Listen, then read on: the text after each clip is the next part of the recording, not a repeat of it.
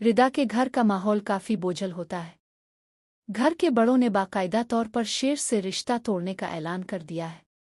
रिदा की माँ और भाई दोनों इस रिश्ते के खिलाफ खड़े हो चुके हैं। वो समझते हैं कि शेर के साथ रिश्ता रखना उनकी इज्जत के खिलाफ है। मगर दूसरी तरफ रिदा के दिल में तूफान बरसा है। वो जानती है कि शेर ने हमें जो कुछ किया वो महज जज्बाती नहीं बल्कि सच्चाई पर मबनी था।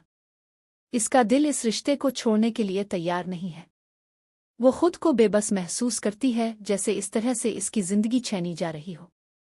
एक शाम जब घर का माहौल कुछ खतरे से परसुकून होता है, रिदा अपनी माँ आकर खड़ी होती है। इसकी आवाज़ कांप रही होती है, लेकिन इसकी आंखों में एक फैसला नजर आता है।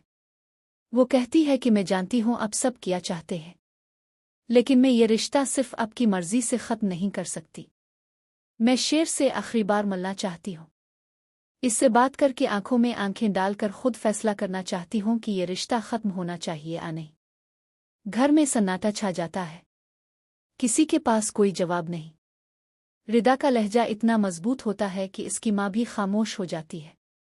ये वो लम्हा होता है जहाँ रिदा पहली बार अपने दिल की सुनने का फैसला करती है। उधर शेर, जो पहले ही इस बिछड़ने की खबर सुन चुका है, वो दिल शिकस्ता होकर घर में तो बैठा होता है, लेकिन इसे अंदाजा नहीं कि रिदा इससे मिलने आ रही है। शायद हमेशा के लिए फैसला कर ले कि इसकी दिमागी हालत बिगड़ जाती है।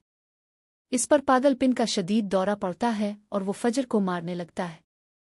फिर जैसे ही रज़ा सामने आती है, शेर उसका भी गिरेबान पकड़ लेता है। ये सब देखकर रज़ा का दिल टूट जाता है और वो फैसला कर लेती है कि अब शेर से कोई रिश्ता नहीं रखेगी, क्योंकि वो समझ जाती है कि शायद शेर कभी भी पहले जैसा ना हो सके। दोस्तों, कहानी अब पहुंचने वाली है एक नया और ख़तरनाक मोड़ पर। फजर ने फैसला कर लिया है कि वो शेर का मुकम्मल इलाज करेगी, चाहे कुछ भी हो जाए। फजर न सिर्फ शेर की बीमारी को समझ लेती है, बल्कि इसे इस बात का भी शक हो जाता है कि शेर के साथ कुछ गड़बड़ हो रही है। ये सिर्फ बीमारी नहीं बल्कि कोई साजिश है। फजर को अंदाज़ा हो जाता है कि शेर वाकई पागल नहीं है, बल्कि किसी ने इसे पागल बनाने की कोशिश की है।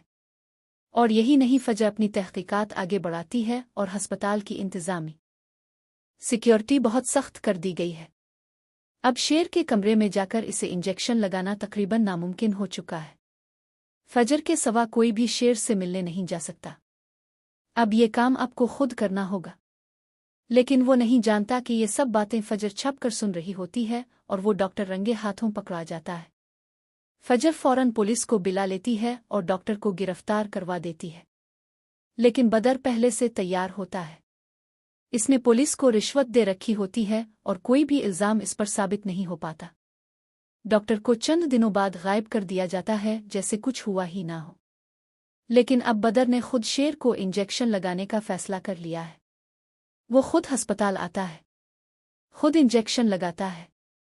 मगर दोस्तों, अब फजर पूरी तरह चौकसी, और वो दिन भी आता है जब फजर बदर को भीगे हाथों पकड़ लेती है।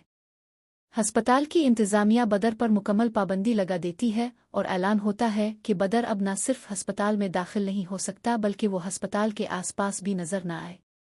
शेर की हालत में वाज़े बेहतरी आना शुरू हो जाती है। फजर अपनी भरपूर तवज्जो, मेहनत और जज्बे से इसका मुसलसल इलाज कर रही होती है।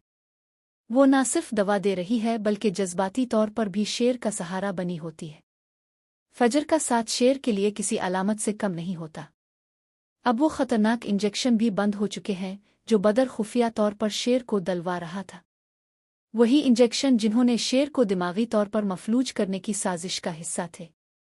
इंजेक्शन ना मिलने की वजह से शेर का दिमाग अब रिश्ता साफ हो रहा है।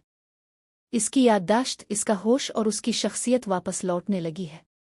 दूसरी तरफ बदर के दिल में खौफ की आग जलने लगती है। वो बेचैनी से सोचता है कि अगर शेर मुकम्मल तौर पर सेहतयाब हो गया तो वो सच्चाई सबके सामने ले आएगा। और बदर जानता है कि शेर को इसके बाप के कत्ल का असल जिम्मेदार वही समझ आ चुका है। बदर के लिए अब ये एक खौफनाक खुशी मुकेश है। ना वो शेर को मार सकता है और ना ही शेर को मार सकता है। इसे आज़ाद छोड़ सकता है।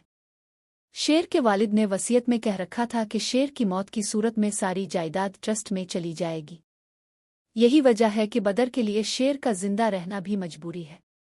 वो बस ये चाहता था कि शेर पागल हो जाए। जिंदगी भर एक कमरे में कैद रहे और कभी कुछ ना समझ पाए, मगर अब सब कुछ इस